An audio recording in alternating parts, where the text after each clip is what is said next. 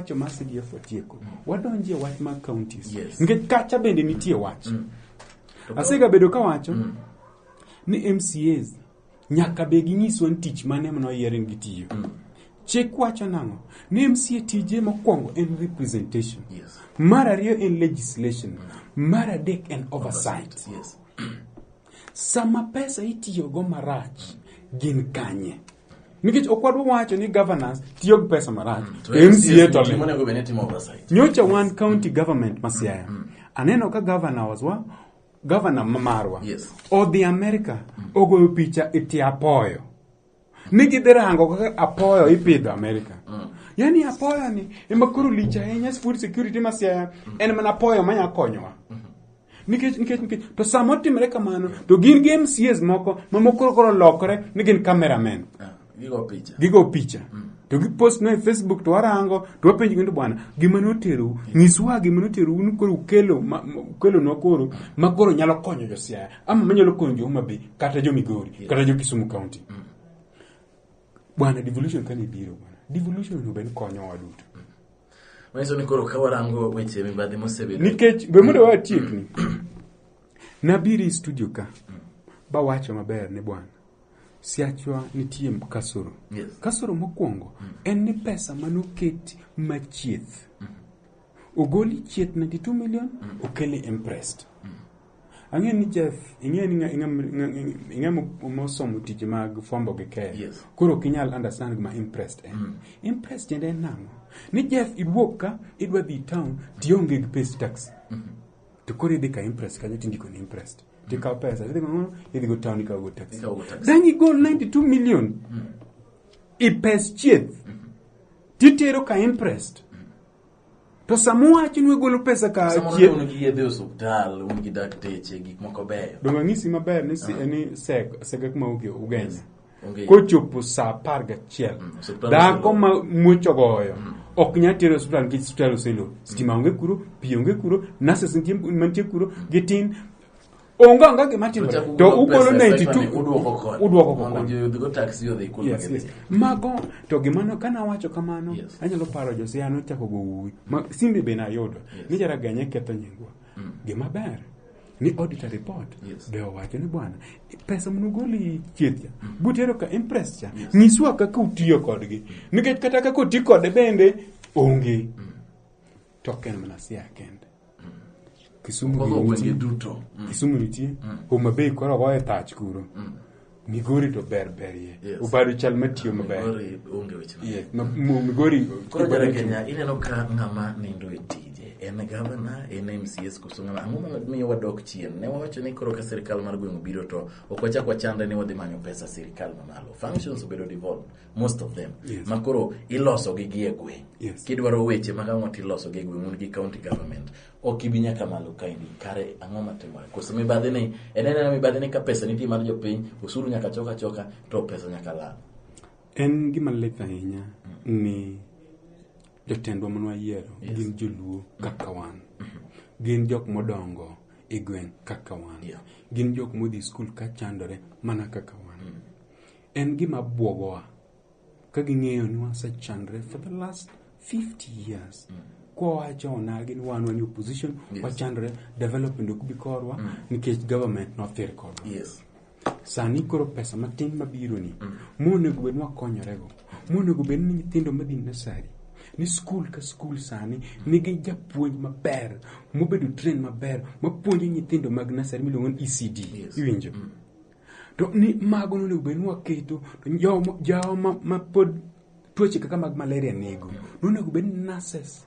waketo kata ni school ka school wandiko nurse mondo tuoche kaka malaria gi mondo watiekrego kolera gi mago nwaparo ni bro timore nderni mamagwa nwang'eyo nwa bro kata ka pesa tin wabro loso gi mabeyo walos gi wuog mabeyo makoro wuotho bedo mayot en buok ni gigi okwane to kwaneno gi waneno gi matin nikech okwanya bedo ka to wacho ni gik moko otimore lakini ok otimore gi kiwango ma pesa mano yudo. Makoro ikedo kod apis mar Auditor General ni ang'o matimore kare idwaro ni mondo Auditor General kik tim tije kusekecha winjo ka sani josiasa mathoth ogang' against Auditor General gwacho ni odonjo e siasa. Kwani ni odonjo e siasa? Nitie Kenya ka ji adek kende matiyo. Mokwongo en Ouko, mar ariyo en Njoroge Central Bank, mar adek en Minister for Education. Modong yako piny. Modong yako piny. To samineno ka irito ka pesa. To ji go uwi. Ni bwana idiyowa kabisa. Ni bwana nitie gimo migolo. Mano ni tiyo maber. Emomiyo dongi paro ka Njoroge Masibike nowacho ni bwana rates nyaka duog chien. Banks nitie regulation moko manyako lo. To kok lo to loruru bank. Dong neno ka ji nego nduru. To bang'e ka ji goso osego nduru neno ka koro rates koro nyamonge jodogo ling mano gik modhi maber.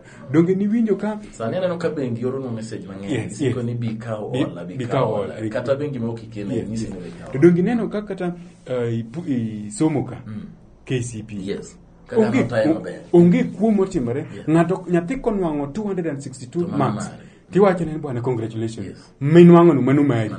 Kendo inwang'o ka result ka wuok to wuok ni nyathi mora nyithindo mor ni mage marks gi mogiyudo. Kata KCSE notume maber. Onge drama moro motimore ng'ato nokwal penj ka nonwang' penj moro e WhatsApp mago ne onge.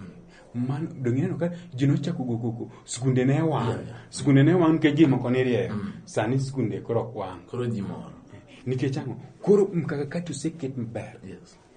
Sani koro wagore go Ouko nwa miyo tich mane Ouko kane kawo tich ma Auditor General anyalo paro babu na mamba no penji nto bwana kaneno pesa mne chamo African Development Bank kane en head of audit to pesa modwa mi as Auditor General pesa ne tin kwani enang'o ero manyawe pesa mang'eny tibiro kawo matin no wacho gini okwatime ni pesa gini it is a contribution to my country ng'achakti nikech pesa michule utiyo ni hera men go e pinka ne bed ni wan gi Ouko to wan gi Magoha to wan gi Matiang'i to wan gi Njoroge ni kore makoro tayo wa e Kenya ka dwadhi maber kabisa. Erokamano nya Anthony winyi maber wasewuoyo maber kendo mang'eny weche mag audit queries mabende nogol kod Auditor General. Aneno ka sanieri naseso gomo kang'eyo ni sega uchalo nade Nairobi ka wang'eyo kaka chal ang'eyo kaka Kuria chal ang'eyo kaka Kisumu gini chal iwach iparo ni gomo mar nases nyeri kadi poni odhi nyime nyiso na mokwongo adwa ni mondo waparane kendo jowinjo waparane picha moro ma ncho neno Tanzania. Kani neno ka jaod Magufuli hotel public hospital kendo nonindi otanda ma an kata in inyaninde kitu in public hospital maji duto Kenya ka MCA tu MCA South Africa MCA mokwongo kata en mana homa kende ambulance madwa gole e dala ne kitiri ka wuonde no wuok kata Ugenya kochik kode Kisumu to kosechopo Kisumu no first aid mana malaria kata homa tikete ndege tikete kile Nairobi ka to nji wuok Nairobi for further treatment malonge timre ka gimanya kwa penjere ni nurses mamako madhi on strike be gichiedho ga jotendwa kuonde ma gitiye be jotendwa be dhiga emomiyo sama gidhi on strike ni to ne gisebedo piny giwinjore gi piny owacho ni wan wabro chulo pesa makama kochopo chieng' makama magibedo piny ka joma dongo giyiere sano kochopo tiwacho ni gin pesa pod onge to sami wacho ni gin pesa pod onge to kidhi industrial area to buy a container matingo mzigo gi it is around 80,000. To refurbish that container, you make it around 70,000. A total of 150,000. Mano container chelo ni refurbish ge mikelo iketo nyaka cho iye bi lose maber bi keto nyaka steam iye. Ministry of Health nyok the same container from China at 10 million per each. idwa wacho nurses gini onge pesa. Nito pesa minyiewo go containers from China 10 million each. To market kia kata ni containers idiketo gi kanyo. Dangi wach na ni pesa, idwa wacho nurses kata doctors ni pesa onge. Gima timore ni jotelo mwango. Sana jotelo man malo. Hawana uchungu wa nchi. Gin jok mobiro kan wan waseno wini koren sawa be mondo wayaki gochim. Gionge gi lek mar piny. Ero kamano Anthony winyo maber, winjo weche macha chiel ka chiel kod weche mag orit queries ka chiel kod weche mag ng'anyo mag dakteche magi duto kwaketo gi kanyakla to giduoko mana chien e weche mag dongruok e piny mar Kenya. Agoni ero kamano kubiro. Okidwa na gon gi oriti. Ka gone gi oriti ka gone gi oriti thuolo mane odhi mang'eny. Gone gi oriti. Wach na mogik. En ni jodalawa. Mano ni in sama watieko ni gima dwa weugo.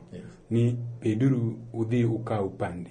Kusekaw pandi to kaw kura. Lweny biro mbele to lweny ni go pandi kod kura. Ero kamano. Mana gire jakewachi. Uga biro agocha kora kendo chiel ka chiel kuku mar wach mag weche gweko mag kaka mibadhi tieko uchumi marwa ka chiel kod weche mopogore opogore mabende makowa e piny mar Kenya. Jeff Lumba ka kuku.